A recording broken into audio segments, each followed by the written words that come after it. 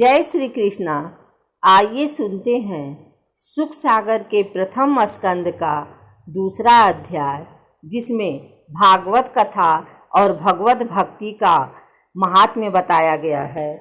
श्री सूत ने बताया, श्री सुखदेव जी का अभी यज्ञोपवीत भी नहीं हुआ कि वे संन्यास लेने के लिए घर से चल पड़े।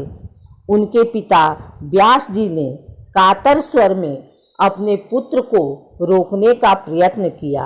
उस समय तन्मय होने के कारण श्री सुखदेव जी की ओर से वृक्षों के मध्य से आवाज आई, यह श्रीमद् भागवत बहुत ही गोपनीय और रहस्यात्मक पुराण है और समस्त वेदों का सार है।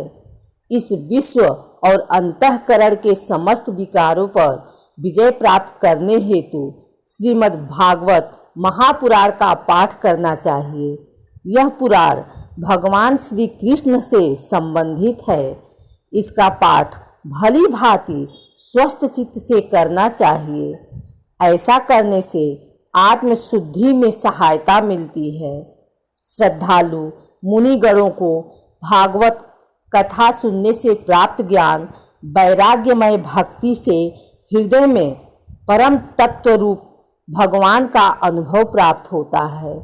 श्रद्धालुओं को एकाग्र मन से भगवान का नित्य निरंतर ध्यान करना चाहिए तथा कीर्तन करना चाहिए। ऐसा करने से रजोगुण और तमोगुण के भावों से काम, क्रोध और मोह का अंत हो जाता है। सत्व, रज और तम प्रकृति के 3 गुण बताए गए हैं।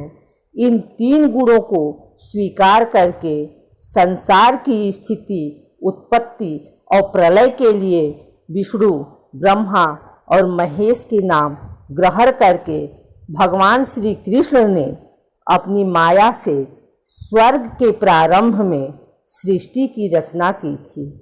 ये सत्व, रज और तम तीनों गुण उसी माया के विलास हैं। नारद को भक्ति और ज्ञान वैराग्य उत्पन्न होना। श्री सूत जी कहते हैं, व्यास जी के पुत्र श्री सुखदेव जी ने कलयुग में जीवों के काल रूपी नाग का विनाश करने के लिए श्रीमद् भागवत शास्त्र को सुनाया। एक दिन सनकादि चारों ऋषि सत्संग के लिए विशालपुरी में एकत्र हुए। भ्रमण करते हुए नारद जी भी वहां पहुंच गए। नारद जी बोले, अब पृथ्वी पर न कोई ज्ञानी रहा है, न कोई सिद्ध रहा है और न कोई योगी रहा है। कलयुग के दोष देखता हुआ मैं पृथ्वी पर भ्रमण करता रहता हूँ। सुनो, मैंने एक ऐसी युवती को देखा जो बड़ी दुखी थी।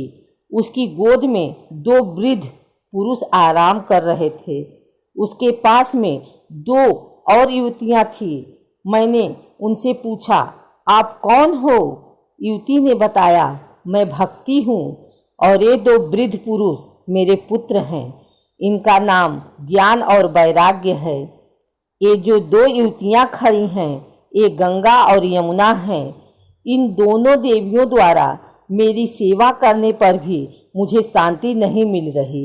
मेरा जन्म द्रविड़ प्रदेश में हुआ, लालन पालन कर्नाटक प्रदेश में हुआ तथा महाराष्ट्र में सम्मानित हुई, परंतु गुजरात प्रदेश में जाने पर मुझे बुढ़ापे ने घेर लिया।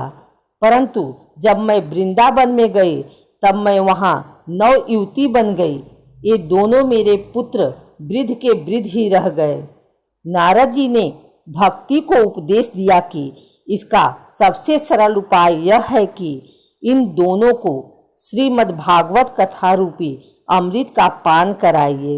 इस पर भक्ति ने शौनक आदि मुनीश्वरों से भागवत कथा का रसपान दोनों पुत्रों को कराया। कथा की समाप्ति पर दोनों पुत्र ज्ञान और वैराग्य बुढ़ापे की जगह नव युवक बन गए। नारद जी ने उपदेश दिया कि यह श्रीमद् भागवत महापुराण का महात्म्य है।